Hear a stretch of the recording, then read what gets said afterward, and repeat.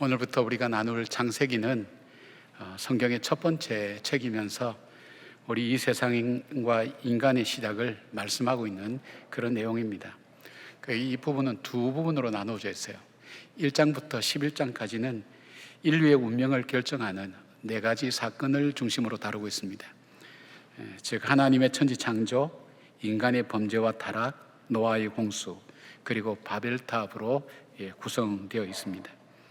그리고 이제 우리가 묵상할 12장부터 50장까지는 사건보다는 인물을 중심으로 전개되고 있는데, 잘 아신 대로 아브라함, 이삭, 야곱, 요셉에 이르기까지 족장들의 행적을 기록하고 있습니다. 이 본문에 등장하는 아브라함은 후에 아브라함으로 이름이 바뀌었죠. 우리가 믿음의 조상이라고 부릅니다. 우리가 믿음 이러면 상당히 어렵습니다. 어떻게 설명할 방법이 없습니다. 그런데 하나님께서는 이 아브라함이라는 사람을 통해서 믿음의 사람은 어떻게 살아가는가, 믿음은 무엇인가, 이것을 바로 이 아브라함을 통해서 또 족장들을 통해서 하나님은 잘 말씀하고 있습니다. 근데 문제는 이 믿음이 왜 중요한가 하면, 이 아브라함은 아브라함뿐 아니라 아브라함으로 이어지는 그 자녀들을 통해서 주시는 이스라엘 민족이 어떻게 이루어졌는가를 알 수 있고, 그것이 신약 시대에 오면 교회에 대한 부분을 다루고 있고, 결국은 오늘 내가 왜 예수를 믿게 되었는가, 나의 구원 문제와 연결되기 때문에 아브라함의 신앙은 단순히 아브라함만의 이야기가 아니라 오늘 나의 신앙의 이야기가 되는 것입니다. 굉장히 중요하게 우리가 듣고 또 살아야 될 그런 내용입니다. 여러분의 믿음의 이야기는 어떻게 시작되셨습니까? 오늘 주일날 교회 나와서 예배를 드릴 때까지의 여러분의 신앙은 어떤 모습으로 시작되었는지 우리가 생각해 보시면서 하나님께서 오늘 우리에게 주시는 말씀이 뭔지를 우리가 함께 나눴으면 좋겠습니다. 믿음이라는 것은 두 가지가 있어야 성립된다 그랬죠. 믿음의 대상을 알아야 되고 믿음의 내용이 있어야 믿음이 형성이 됩니다. 구성이 됩니다. 그래서 이 아브라함의 이야기는 하나님에 대한, 우리 믿음의 대상 하나님에 대한 이야기와 그리고 무엇을 믿는지 믿음의 내용에 대한 이야기로 구성되어 있기 때문에 이분들의 행적을 이렇게 찾아가다 보면 믿음이라는 게 이런 거구나, 믿음으로 산다는 것은 이런 것이 삶이구나 하는 것을 우리가 알게 됩니다. 그래서 세 가지로 말씀드리려고 합니다. 내용이 조금 길어서 2부 예배는 하다가 반을 잘라서 그냥 거기서 중단했는데 아무튼 다 말씀드리지 못할 것 같아서 미리 결론부터 좀 말씀드릴게요. 첫 번째는 믿음의 시작은 하나님께서 오심으로, 우리에게 찾아오심으로 시작되었다는 것. 두 번째로 말씀드린 것은 믿음의 성장은 하나님 말씀에 순종할 때 믿음의 성장이 이루어집니다. 우리가 그리스도의 장성한 분량까지 믿음이 자라야 된다 그러지 않습니까? 믿음이 자라기 위해서는 하나님 말씀에 순종할 때마다 조금씩 성장해 가는 것을 볼 수 있습니다. 그리고 믿음의 견고함이라는 것은 어떻게 형성되는가? 여러분이 견고한 믿음 갖고 싶잖아요.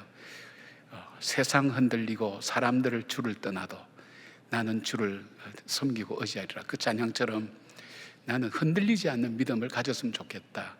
근데 이 흔들리지 않는 믿음은 어디서부터 이루어지는가? 예배를 통해서 세워지고 이루어진다는 것을 말씀드리려고 합니다. 이 세 가지 믿음에 대한 이야기를 우리가 함께 나누면서 오늘 저와 여러분의 신앙 고백이 정말 하나님 앞에 헌신되며 이 믿음의 조상들을 따라서 바로 우리의 믿음의 원형이죠. 아키타이브라 그러죠. 그 원형을 잘 찾아나가는 그런 계기가 되기를 바랍니다. 첫 번째로 믿음이란 하나님께서 찾아오셔서 말씀하심으로 시작되었습니다. 하나님께서 우리를 찾아오신 것을 우리는 부르심 혹은 소명이라고 말씀합니다. 우리가 부르심, 소명하면 사명에 대한 얘기를 주로 하는데, 이것보다 더 중요한 것이 있다면 나 같은 죄인을, 나 같은 사람을 하나님이 부르셔서 하나님의 자녀 삼아 주신 것을 말합니다. 그러니까 하나님께서 오심으로 믿음은 시작되었다는 것을 말씀합니다. 1절에 보면 굉장히 중요한 표현이 나옵니다. 여호와께서 아브라함에게 이르시되라고 시작되고 있죠. 여기서 주어가 여호와께서라는 것으로 시작되고 있습니다. 우리는 우리 말에, 모든 말에, 또 우리의 생각에 주어는 납니다. 나로부터 시작합니다. 그런데 오늘 나의 믿음이라고 하는 것은 하나님으로부터 시작됩니다. 하나님으로부터. 여호와께서. 믿음의 시작은 하나님께서 아브라함의 인생에 개입하면서부터 시작된 것입니다. 성경에 보면 하나님의 이름에 대한 여러 가지 이렇게 호칭이 나오는데 엘로힘이라고 이렇게 많이 씁니다. 엘로힘은 주로 하나님의 여러 속성 중에서 하나님의 능력을 말할 때 엘로힘이라는 표현을 씁니다. 근데 오늘 본문에 나오는 여호와라는 이름은 스스로 있는 자도 되지만 구원자, 언약하신 것을 반드시 이루시는 분이라는 의미를 강조할 때 이 여호와라는 이 표현을 씁니다. 그러니까 하나님께서 아브라함에게 나타나셔서 약속하신 것을 반드시 이루시고 구원하시는 분이 하나님이라는 사실을, 그것을 가지고 믿음이라는 것이 시작된다는 것입니다. 여러분, 우리는 누군가 우리에게 이야기할 때 대개 그 말의 내용에만 집중합니다. 그래서 그 말이 나에게 얼만큼 유익이 될까, 얼만큼 손해가 될까 하는 부분을 가지고 생각을 많이 합니다. 그런데 이것보다 더 중요한 것이 있다면 그렇게 이야기하는 사람이 어떤 사람인가를 아는 것이 중요합니다. 그래서 이 사기꾼이나 보이스피싱에 속는 거예요. 이 사기꾼이나 보이스피싱의 말은 얼마나 화려합니까? 그럴듯하지 않습니까? 정말 사람을 믿게 만들죠. 굉장하죠. 그런데 그 말의 내용에 혹합니다. 그러면 그 사람이 어떤 사람인지를 모르고 있다면 그대로 어려움을 당할 수밖에 없는 것입니다. 지킬 능력도 의지도 없는 사람, 그 사람의 거짓말을 믿고 따라가는 사람들은 전부 다 곤경과 어려움을 겪게 되죠. 말의 내용보다도 그 말을 하는 사람이 어떤 사람인가를 분별하지 않으면 거짓을 진짜로 믿게 되어서 고통을 당하게 되는 것입니다. 그런데 아브라함에게 오셔서 말씀하신 이분은 천지를 창조하시고 이 세상의 역사와 나의 생사화복을 주장하시는 전능하신 하나님, 구원의 하나님, 언약하신 것을 반드시 이루시는 하나님이라고 그렇게 말씀하고 있습니다. 그 하나님이 말씀하시면서 시작된 겁니다. 그렇다면 이 아브라함이라는 사람은 어떤 사람인가? 창조주 하나님께서 찾아와서 언약을 맺을 만한, 찾아올 만한 특별한 어떤 이유가 있는 사람인가? 본문에는 아브라함에 대해서 어떤 사람인지 설명하고 있지 않지만 여호수아 24장 2절에 보면 하나님을 알지 못하고 우상을 섬겼던 사람이라고 설명합니다. 창세기 11장 31절 보니까 자기 형제 하란이 일찍 죽은 상실의 아픔이 있는 사람입니다. 그리고 창세기 11장 30절에 보면 사레는 임신하지 못함으로 자식이 없었더라고 말씀합니다. 사레는 아브라함의 아내인 사라의 옛 이름입니다. 그러니까 이 사람은 어떤 사람일까요? 이 우상을 섬기는 사람, 또 상실의 아픔이 있는 사람, 그리고 아내가 임신하지 못해서 자식이 없는 사람. 근데 이 문제를 꼭 이 말씀에 이렇게 언급한 이유는 요즘은 자식 없는 것이 큰 문제가 되지 않죠. 또 일부러 자녀 없이 사는 가정도 많기 때문에 사람들이 요즘은 이상하게 생각하지 않지만 아브라함이 살던 고대 4,000년 전에 이 중동 지방에서는 자식이 없는 사람에 대해서는 미래가 없는 사람으로 여기는 문화였어요. 여러분, 미래가 없이 산다는 것이 얼마나 고통스러운 겁니까? 그리고 또 이사야에서 보면 이 아브라함을 혈혈단신이라고 그렇게 표현하고 있어요. 옛날 성경 보면 혼자밖에 없었다는 거예요. 외롭다는 거예요. 의지할 사람도 없고 말할 사람도 없고 외롭다는 거예요. 외로운 사람이었다. 의지할 것도 없는 사람이었다. 삶의 의미를 찾지 못하는 삶을 사는 사람. 쉽게 말하면 인간이 타락한 이후에 하나님으로부터 징계를 받아서 에덴 동산에 쫓겨나서 고통과 아픔 가운데 살아가고 있지만 결국은 죽음으로 가는, 멸망으로 가는, 심판으로 가는 그런 이 인간의 대표적인 표상의 한 사람이라고 볼 수 있는데, 그것만이 아니라 그 중에서도 그는 실패자요, 미래가 없는 사람. 바로 그 사람에게 하나님은 찾아오셨어요. 말씀해 주시는 거예요. 그래서 믿음이 시작된 거예요. 여러분, 여호수아는 모세가 죽은 이후에 두려웠어요. 왜냐하면 이 가나안 땅을 앞두고 모세가 죽었으니까 그 다음에 자기를 리더로 삼았는데 생각해 보니까 자기는 모세와 비교할 때 능력도 없는 거예요. 그 다음에 자기와 함께하는 저 백성들이 40년 동안 보여준 모습이 뭐냐면 불평과 원망밖에 없어요. 여러분, 불평과 원망하는 사람을 이끌고 간다는 것은 정말 어렵습니다. 뿐만 아닙니다. 지금까지 걸어온 것이 그냥 걸어온 이 광야를 걸어왔다면 이제는 구체적으로 요단강을 건너가서 싸워야 됩니다. 여리고성부터 시작해서 싸워야 되는데 훨씬 더 어려운 일입니다. 그 일 앞에 눌려서 자기가 감당하지 못하는 것 때문에 두려워서 장막 안에 숨어서 나올 생각을 하지 않았어요. 그런데 하나님께서 여호수아에게 오셨어요. 오셔서 말씀하세요. 그 전능하신 하나님 말씀하세요. 여호수아야, 두려워하지 마라. 내가 너와 함께 하겠다. 그걸 믿었어요. 그걸 믿고 장막을 차고 나와서 아무 약속도 없고 보증도 없는 바로 그 하나님의 약속만, 말씀만 믿고 이 가나안 땅을 향해서 나가게 되었고, 결국 하나님 말씀대로 전쟁마다 승리하면서 가나안 땅을 차지할 수 있게 된 거예요. 그 하나님을 믿은 거예요. 여러분, 그 하나님이 아브라함에게 말씀하신 것처럼 오늘 우리에게도 찾아오셨어요. 그래서 여러분들이 오늘 이 자리에 있는 겁니다.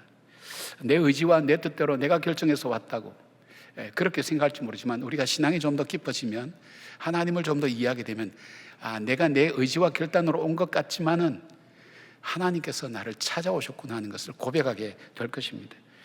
세상의 모든 종교는 신을 찾아가는 것을 말합니다. 그러나 기독교는 하나님이 인간을 찾아오시는 종교입니다. 신이 인간을 찾아오는 종교입니다. 학자들은 얘기할 때 불가지론이라는 표현을 쓰거든요. 불가지론이란 뭐냐면 유한한 인간이 무한한 신을 절대로 만날 수가 없다는 거예요. 접촉점이 없다는 거예요. 근사하게는 가도 접촉점이 없다는 거예요.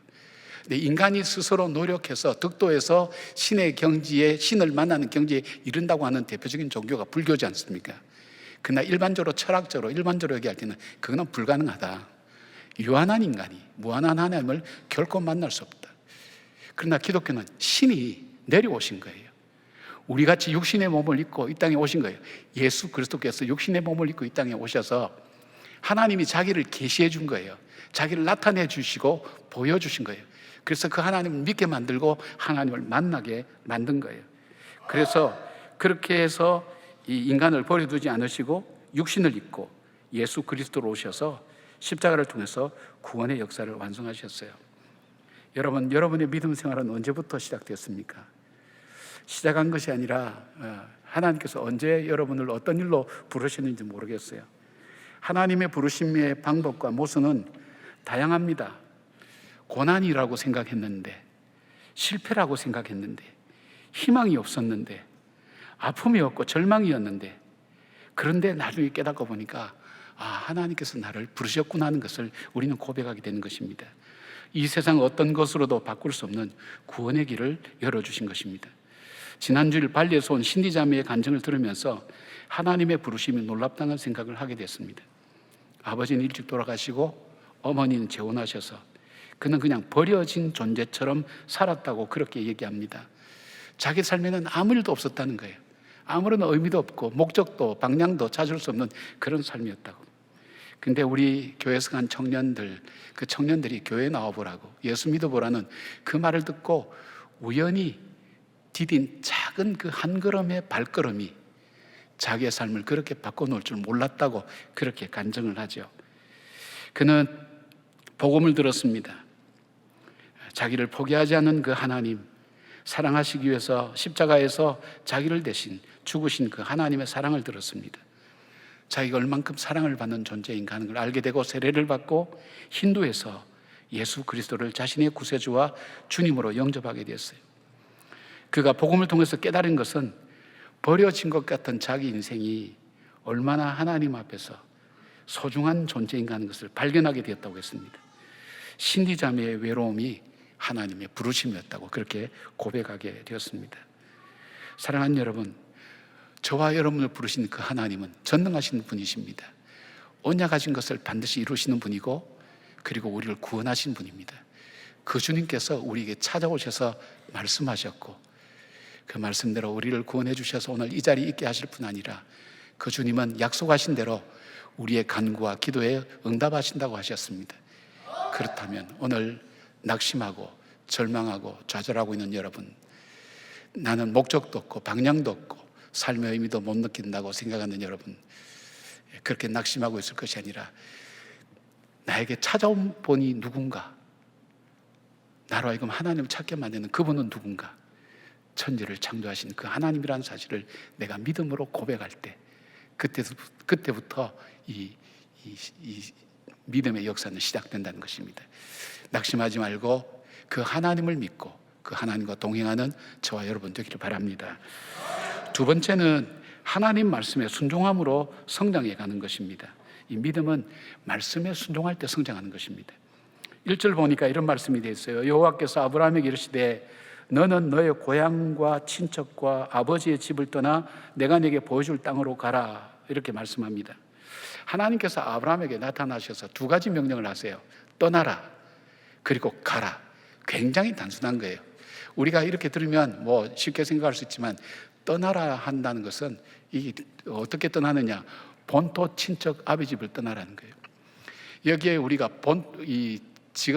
지금하고 옛날하고는 달라서, 옛날에는 아주 시족 사회였거든요. 그러니까 굉장히 이 친척이라는 것, 굉장히 중요한 겁니다. 가족이라는 게 중요한 겁니다. 그래서 이 본토를 떠나라 하는 것은 내가 익숙하고 편안하고 내 삶이 있도록 만들어준 모든 기반이 있는 바로 그 고향 땅을 떠나라는 거예요. 익숙함에서 떠나라는 거예요. 그 다음에 또 하나 있다면 친척. 그러니까 이 시족 사회니까 이 가족들이 모여서 다른 집단과 싸울 때 방어해주고 지켜주고 보호해주는 바로 그런 어떤 것이 친척의 역할이에요. 아비 집은 뭘까요? 공급해주는 분이에요. 공급해주는 분. 여러분, 우리 아이가 태어나서 엄마 아빠의 공급을 받지 않고는 자랄 수가 없잖아요. 아니, 아이뿐 아니라 우리가 살면서 공급함을 받지 못하면 우리는 살아갈 수가 없어요. 그 공급의 근원, 나로 하여금 오늘 또 살아가게 만드는 그 이유가 되는 그 공급의 근원을 떠나라는 거예요. 여러분, 이 떠나는 것이 쉽지 않습니다. 아브라함은 자기 고향에 있었을 때 이 갈대아 우르를 떠나기는 했어요. 하나님 말씀을 들었어요. 그때 영광의 하나님이 나타났다 그랬어요. 근데 가나안으로 가기 전 유프라테스 강을 건너지 못하고 하란에 머물러서 정착했어요. 유대 역사가 요세푸스에 의하면 거기서 한 5년 정도 머물렀다고 얘기하는데, 뭐 학자에 따라서는 연도가 다 다릅니다. 왜 그가 떠나지 못하고 이 떠난다는 것이 어려운 부분이었는가, 그곳에 머물렀는지 뭐 짐작해 보면, 하란은 환경적으로 너무 좋은 곳이었어요. 고대 문명이 발달한 곳이 티그리스와 유프라테스 강 그 유역안의 삼각지예요. 이 메소포타미아 지역이. 근데 이 하란이라고 하는 것은 그 유프라테스 강을 건너기 전에 있는 곳인데, 이 교통의 요충지였어요. 요즘처럼 사람이 많은 게 아니라 없는 가운데서 사람들이 모여서 사는 도시가 형성되어 있었고, 교통과 무역의 중심지가 되어 있었어요. 그러니까 굉장히 풍요로운 곳이죠. 여러분, 풍요롭고 편안하고 환경도 좋은 곳 떠난다는 것 쉽지 않습니다. 그리고 또 하나 우리가 볼 수 있다면, 이 갈대아 우르에서 하란까지 길은 편한 길이지만 하란에서부터 이 가나안까지 가는 길은 무려 700km나 됩니다. 700km라면 우리가 에스라서 배울 때에 그 사람들이 1400km의 길을 4개월 만에 왔다고 하면 한 2개월은 걸어가야 되는 길이 그 길이에요. 근데 길이 험해요. 근데 그 아버지 데라가 205세 돌아가셨으니까 연세 많으신 그 어른을 모시고 험한 길을 간다는 것이 그 결정하는 게 쉬운 건 아니었을 것 같아요. 그보다 더 떠나지 못하는 이유가 있다면, 고대 사람들의 이 세계관 속에 뭐가 있냐면, 강이나 바다를 건너는 것은 굉장히 두려워했어요. 왜냐하면 강이나 바다를 건너면 거기는 새로운 세계가 열린다고 생각했기 때문에 선뜻 그 강이나 바다를 건너지 못했어요. 내가 알지 못하는 미지의 세계가 열린다, 아무런 보장된 것도 없다, 여러분 쉽게 떠날 수 있겠습니까? 근데 하나님 말씀 속에 바로 이 아브라함이 여기를 떠난다고 얘기를 하고 있어요. 이 강 저편으로, 가나안 땅으로 가는 길, 어디로 가는지도 모를 뿐더러 철저하게 여기서는 하나님의 인도하심만 따라가는 거예요. 하란에 있을 때는 내가 내 인생을 결정할 수 있었어요. 선택하고 노력한 것도 결과가 나타나고, 내가 내 마음대로 선택하고 내 기준으로 보고 그렇게 살아갈 수 있지만, 그러나 강 저편 가나안으로 가는 길은 내 계획이 전혀 통하지 않아요. 내 뜻도 통하지 않아요. 그 길을 갈 수 있는 유일한 길이 있다면 하나님의 인도하심 밖에 없어요. 그러니까 인간적으로 말하면 굉장히 두려운 길이에요. 불안한 길이에요. 보장이 없는 길이에요. 여러분, 우리가 행동에 옮길 때에는 보장된 게 있어야 움직여요. 그 보장된 게 없어요. 아무것도 없어요. 근데 지금 여기서 하나님께서 아브라함에게 복을 주시겠다고 7가지 복을 준다고 말씀하거든요. 큰 민족을 이루겠다, 내게 복을 주겠다, 내 이름을 창대케 하겠다, 내가 복이 되게 하겠다, 너를 축복하는 자에게 내가 복을 내리고 너를 저주하는 자에게 내가 저주하겠다, 내가 이 땅을 내 자손에게 주겠다는 그 약속인데, 이 약속이 갖고 있는 공통점이 뭐냐면 자녀가 있어야 가능한 얘기예요. 근데 지금 아브라함은 자녀가 없다고 그랬잖아요. 자녀도 없는데 하나님께서 가라는 거예요. 복을 줄 테니까 가라. 그리고 하나님께서 말씀하시는 게 뭐냐면 내가 너에게 보여준 땅도 아니에요. 이 하나님 말씀이 젖과 꿀이 흐르는 가나안 땅을 주겠다 하면 참 좋은데 그게 아니라 이 보여준 땅도 아니고 보여주는 땅도 아니고 미래형으로 내가 내게 보여줄 땅으로 가라. 증거는 아무것도 없어요. 증거는 하나밖에 없어요. 하나님의 말씀밖에 없어요. 가라 그럴 때에 아브라함 입장에서 갈 수 있겠습니까? 근데 아브라함은 순종했다고 그렇게 말씀하고 있어요. 4절에 보니까 이에 아브라함이 여호와의 말씀을 따라갔고 롯도 그와 함께 갔으며 아브라함이 하란을 떠날 때 75세였더라 그렇게 말씀하고 있어요. 사람들이 로또 복권을 사면서 목사님, 로또 복권이 성경이 있습니다. 그래서 성경적이기 때문에 사야 됩니다. 그런 얘기 한 사람이 있어요. 근데 그 본문의 근거가 오늘 이 본문 창세기 12장 4절 보니까 아브라함이 말씀을 따라갔고 롯도 그와 함께 갔으며 이걸 근거로 삼아서 얘기를 해요. 예. 하여튼 롯도 따라갔어요. 예. 여호와의 말씀을 따라갔고라는 표현은요, 히브리어로 와일레크라는 표현인데 이 단어의 의미는 하나님이 명령하신 그 명령에 의문이나 의심을 갖지 않고 거리낌 없이 단호하게 결단하고 순종하는 모습을 보여주는 표현입니다. 그렇다면 왜 하나님께서 아무것도 보여주지 않고 보여줄 땅이라고만 말씀하시고 가라고 하셨을까요?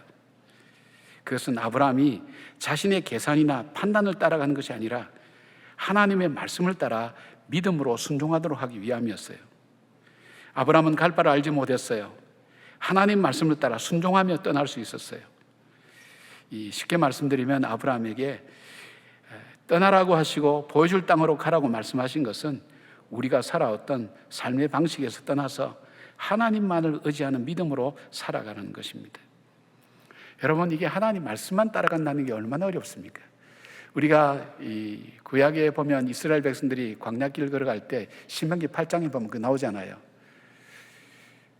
이스라엘 백성이 40년 동안, 그것도 광야에서 40년 동안, 한번 생각해 보세요. 40년 동안 내일에 대한 보장이 없어요. 미래가 없어요. 유일하게 보고 갈 것은 구름 기둥과 불기둥밖에 없어요. 그걸 가지고 광야길을 가야 되는 거예요. 사람이 살 수 있는 곳이 아니에요. 걸어서 갈 수 있는 것도 아니에요. 그 길을 가라는 거예요. 게다가 보세요. 어떻게 됐어요? 거주 이전에 자유도 없어요. 자기들이 원한다고 가는 것도 아니에요. 성막에 구름이 뜨면 가고, 내가 가야 되고 싶은데 성막에 구름이 머물면 갈 수가 없는 거예요. 거주 이전에 자유가 없어요. 자유가 없죠, 완전히. 그 다음에 매일 얻어먹어야 돼요.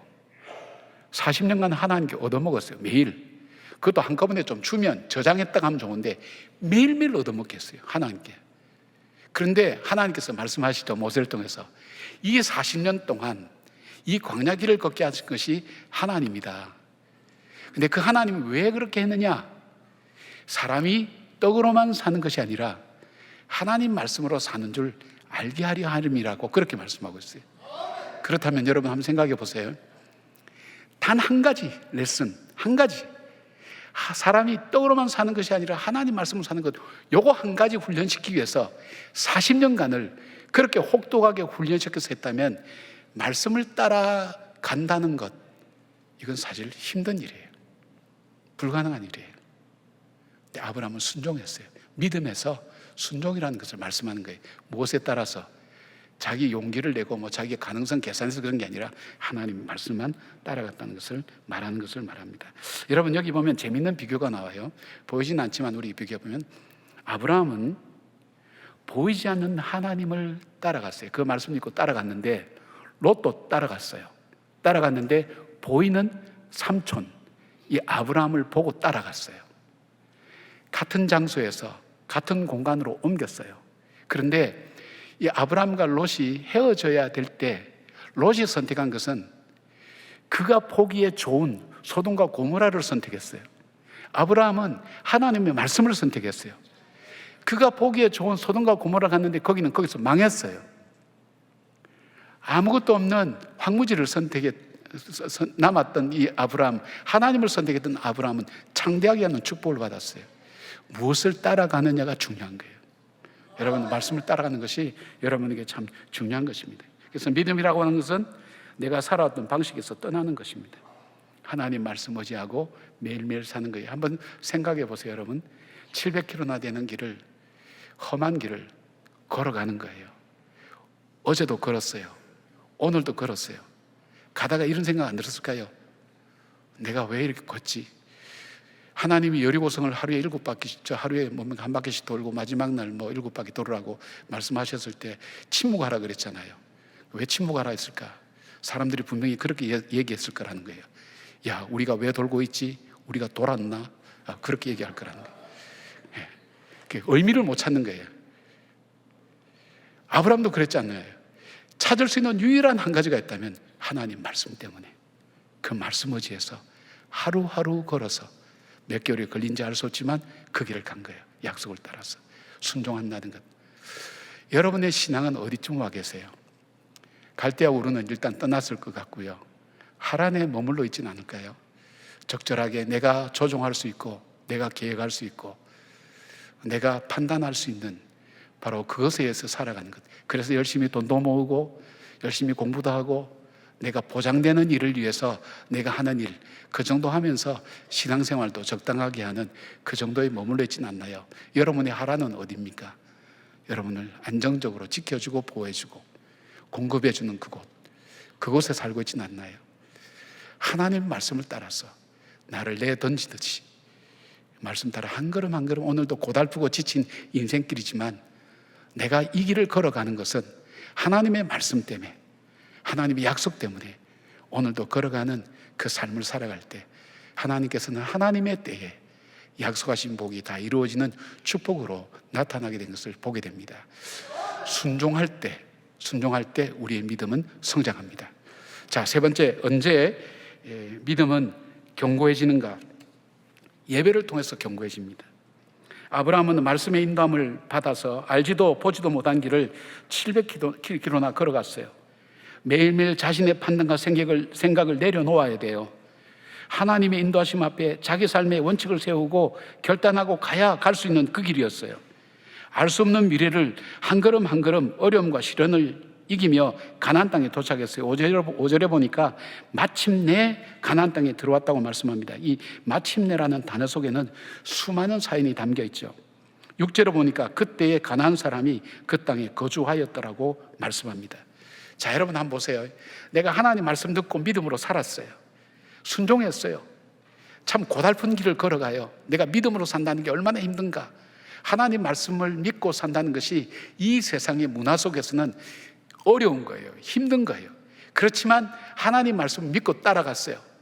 근데 하나님 말씀하신 그 가나안 땅에 도착했어요. 했는데 쫙 열리면서 그 땅의 푸른 초장에 자기들 가족들을 위해서 하나님께서 공간을 만들어 놓으셨으면 참 좋은데 그게 아니라 그 땅은 큰 부족을 이루는 가나안 족속이 살고 있었다는 거예요. 그 땅에 못 들어간다는 거예요. 여러분, 얼마나 두려웠겠어요. 저 사람들도 두렵기도 하고 얼마나 실망되고 낙심되었을까요? 바로 그때 하나님이 나타나셔서 이 세겜 땅에 도착했을 때에 하나님이 나타나셔서 말씀해 주십니다. 이 땅을 너희 자손에게 주리라고 말씀합니다. 지금은 가나안 사람이 영원히 살 것 같아 보이지만은 언약하신 대로 아브라함의 후손들에게 주신다고 말씀하셨습니다. 아브라함이 여기서 하나님 앞에 제단을 샀죠. 이 세겜이라는 뜻은요, 어깨라는 뜻입니다. 보통 그렇잖아요. 힘쓰는 사람은 어깨라고 얘기하지 않습니까? 이 어깨다. 이 표현은 뭐냐면 하나님께서 아브라함이 힘이 되어 주시겠다고 말씀합니다. 그리고 기댈 어깨가 되어 주시겠다고 말씀합니다. 이 모래 상수리 나무는 가나안 땅의 랜드마크처럼 대표적인 중심지라는 것을 의미합니다. 그런데 아브라함이 바로 이곳에서 제단을 쌓고 제사를 드렸다는 것은 뭘까요? 원망하고 불평했다는 얘기는 없어요. 하나님 어떻게 이럴 수가 있습니까? 이렇게 이야기할 만도 한데 그렇게 하지 않았어요. 그에겐 여전히 그 믿음이 있었어요.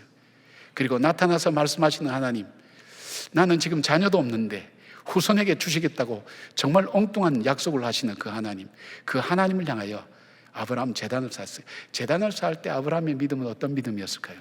한 두 가지가 있었다고 생각해요. 하나는 하나님에 대한 감사가 있지 않았을까요? 자신을 불러주시고 인도해 주시고 약속하신 땅까지 무사히 도착하게 하신 하나님, 그리고 이 비옥한 땅을 자기 후손에게 주시겠다는 하나님의 언약하심에 대한 감사가 여기 담겨 있을 거예요. 또 하나 있다면 하나님께서 자신에게 언약하신 것을 이루신 것을 믿으면서 여전히 나는 믿음으로 살겠다는 신앙 고백이 여기 담겨 있지 않아요? 이것은 뭘까요, 여러분? 저와 여러분이 오늘 예배 드리는 이유가 이것 아닙니까? 예배를 통해서 여러분 무엇을 고백합니까? 내 삶을 지금까지 인도해 오신 하나님, 그 고백이 예배 속에 있지 않나요? 여러분 어떻게, 여러분 힘으로 잘 살아오셨어요? 전 젊을 땐 잘 몰랐는데 조금씩 나이가 들면서 깨달아진 것이 내가 내 인생 살아온 게 아니구나 하는 고백을 자주 드려요. 내 힘이 아니었구나, 하나님 인도하셨구나.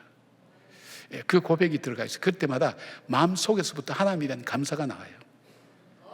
나는 하나님, 나는 보잘것없는데, 나는 참 하나님 앞에 별것 아닌데 하나님 내 삶을 인도해 오셨군요. 위기와 어려움도 많았고 깨어지고 부서지고 무너지고 중단할 수도 많았는데 하나님께 내 삶을 인도해 주셨다는 것, 그 고백이 뭐로 이어져요? 하나님께 대한 감사로 이루어지는 거예요. 그 다음에 또 뭐가 있었을까요? 하나님, 지금까지 인도하신 그 하나님의 약속을 나는 여전히 믿습니다. 바로 이 상황 속에서도 하나님을 의지하고 믿음으로 걸어가겠습니다. 그 언약 있잖아요. 여러분께서 오늘 예배 드리면서 하나님, 나는 하나님 말씀대로 살겠습니다, 그 언약이 예배 속에 담겨 있지 않습니까? 그 마음으로 이렇게 예배 드리면, 물론 억지로 끌려와서 주무시는 분도 계시지만은, 기둥 뒤에 숨어서 주무시는 분도 계시지만 대부분 마음이, 예배 드리는 마음이 임할 거예요. 바로 이 마음으로 예배를 드렸어요. 근데 여기에 보면 또 우리로 하여금 조금 낙심케 하는 사건이 나와요. 아브라함은 세겜에도 정착하지 못했어요. 거기서도 쫓겨난 거예요. 왜냐하면 유목민들은 다른 족속들이 돌아오면 자기 양들이 먹을 음식을 다 먹기 때문에 쫓아내는 거예요. 힘이 강하면 죽이기도 하는 거예요. 그래서 어디로 갔냐면 베델 동쪽 산으로 옮겨 장막을 쳤어요.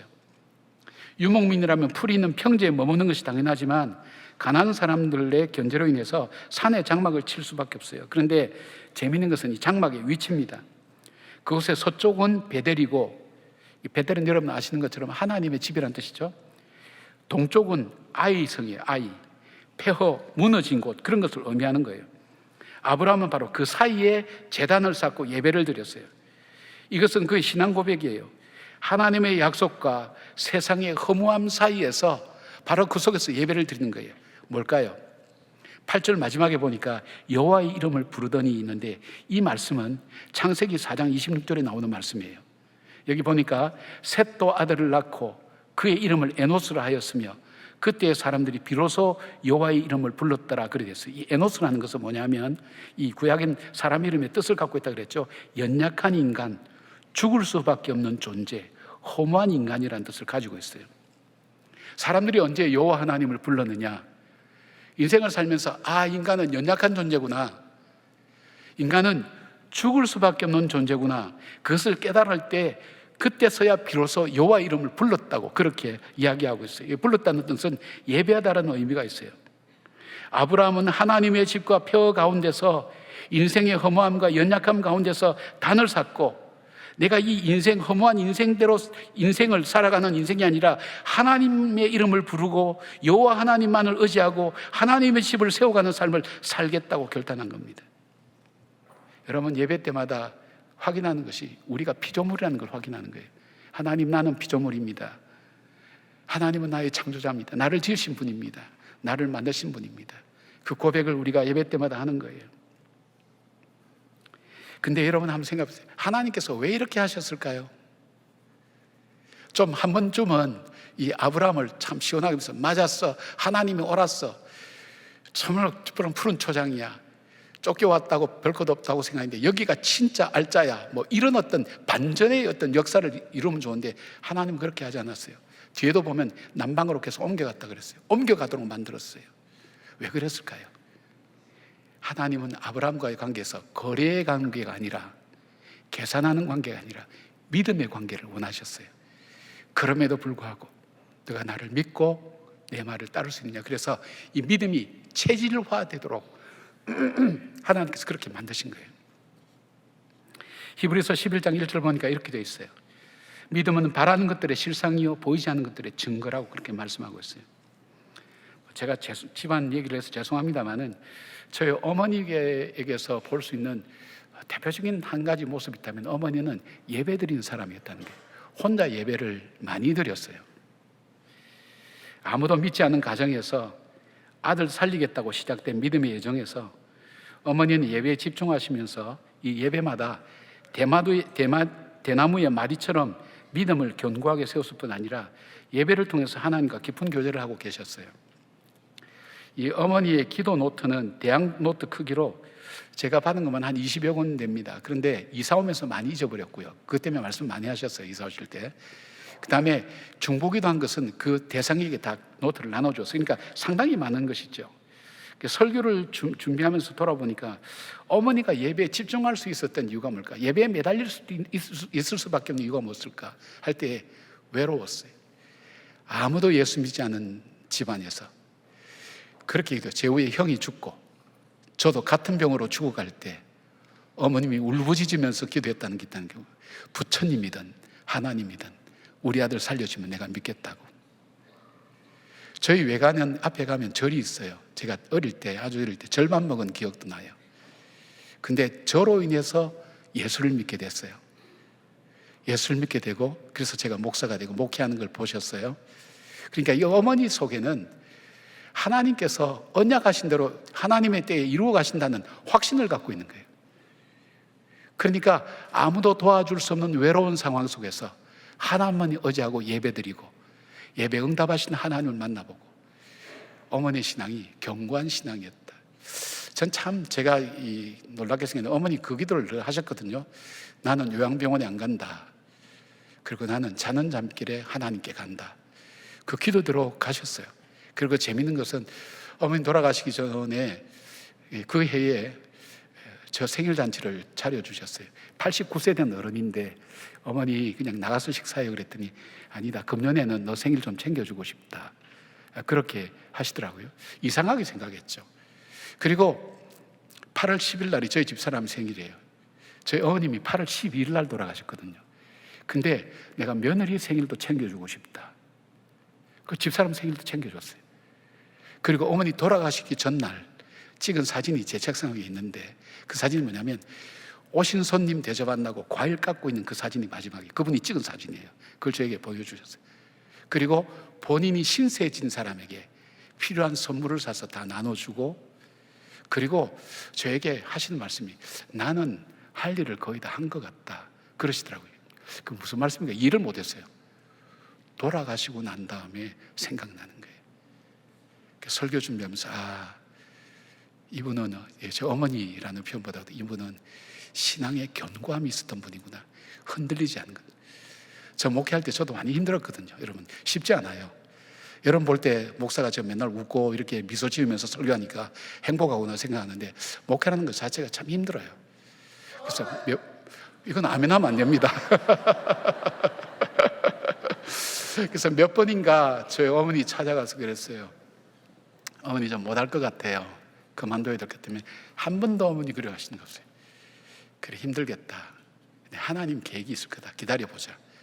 계속 그 얘기만 들었어요. 조금만 기다려봐라. 하나님 하신 계획이 있다. 이것은 그냥 단순히 위로하는 말이 아니라 그분의 신앙 고백에서 나온 거예요. 여러분, 우리의 자녀들은 하나님이 약속하신 그 땅을 받을 후손이에요. 그렇다면 오늘 뭘 해야 될까요? 예배로 우리의 신앙을 견고하게 세워서 그들이 하나님의 언약의 약속을 받도록, 하나님께 나갈 수 있도록 예배를 드려야 돼요. 여러분, 지금 예배 드리는 이 예배를 쉽게 생각하지 마시길 바랍니다. 그리고 더 할 수 있다면 개인적으로 예배를 좀 드리시기 바랍니다. 작정 예배를, 저희 가정은 작정 예배 저희 집 사람이 열심히 드려요. 제가 우리 교회 올 때도 그랬고 또 지금도 계속 작정 예배를 드리고 있어요. 저도 우리 가정 예배 드리면서 그렇게 하고 있어요. 왜냐하면 예배를 통해서 우리의 믿음이 견고해지는 것을 보게 됩니다. 사랑하는 여러분, 척박한 세상길이에요. 힘들어요. 믿음으로 산다는 것 어려워요. 마치 하란을 떠나서 가나안 땅에 가는 것 같은 어려움이 있어요. 그러나 매일매일 척박한 땅 동일하게 걷고 또 걷고 믿음으로 걸어가는 이유가 있다면 하나님의 그 약속 때문입니다. 이 약속 붙들고 나갈 때 하나님은 하나님의 정하신 때에 반드시 이루어 주시고 역사하시는 분이라는 것을 믿는 그 믿음이 우리 속에 있어야 되는 거예요. 아멘이시죠? 예, 아멘 같이 해볼까요? 아멘. 예, 이때 아멘 하시는 겁니다. 예. 지난 주일 우리가 인도네시아에서 힌두에서 세례를 받고 예수 그리스도를 믿는 이 자매들이 신앙 고백적으로 불렀던 찬양이 있어요. 그 찬양이 하나님의 부르심이라는 그 가사를 좀 소개해드리고 원합니다. 하나님의 부르심에는 후회하심이 없네. 내가 이 자리에 선 것도 주의 부르심이라. 하나님의 부르심에는 결코 실수가 없네. 나를 부르신 하나님의 신실하심을 믿네. 작은 나를 부르신 뜻을 나는 알 수 없지만 오직 감사와 순종으로 주의 길을 가리라. 때론 내가 연약해져도 주님 날 도우시니 주의 놀라운 그 계획을 나는 믿으며 살리. 날 부르신 뜻 내 생각보다 크고 날 향한 계획 나의 지혜로 측량 못하나 가장 좋은 길로 가장 완전한 길로 오늘도 날 이끄심 믿네. 천지를 주신 하나님의 언약을 받은 여러분, 그 주님의 말씀을 믿으면서 나에게 말씀하시는 그분이 누구인가, 믿음의 대상이 누구인가를 분별하시길 바랍니다. 그 주님을 믿고 그 주님의 말씀 따라 살아갈 때에 주님이 약속하신 언약의 축복이 저와 여러분의 삶과 후손들을 통해서 이루어지는 놀라운 축복 있기를 주님 이름으로 축원합니다. 아멘. 기도하겠습니다. 아버지 감사합니다. 가치 없고 보잘것없는 저를 구원해 주신 그 큰 사랑, 그래서 하나님의 은혜로 있을 데 없는 자 왜 구속하여 주는지 난 알 수 없다, 이 찬송을 마음으로 부를 수밖에 없는 이유가 그럴 만한 가치가 없기 때문입니다. 그런 부족한 것을 하나님께서 자기 아들을 십자가에 못 박으면서까지 나를 구원하시겠다고 붙들어 주신 그 사랑, 구원하시겠다는 그 언약을 지키기 위해서 아들까지 십자가에 못 박은 그 사랑을 받은 우리가 그 주님의 말씀을 따라 오늘도 살아가기를 원합니다. 바벨론의 시대처럼 믿음으로 살기가 참 어렵습니다. 하나님을 계산과 거래의 대상으로 삼는 우리의 얄팍한 믿음이 우리의 삶을 자주 위협하게 됩니다. 아브라함처럼 온전히 주님 말씀을 믿고 따라가며 주님과의 믿음의 관계가 형성되는 우리 한 사람 한 사람이 되어서 주님을 믿음으로 주시는 하나님의 평강과 은혜가 넘치는 우리 성도님들 되게 하여 주시옵소서. 예수님의 이름으로 기도드리옵나이다. 아멘.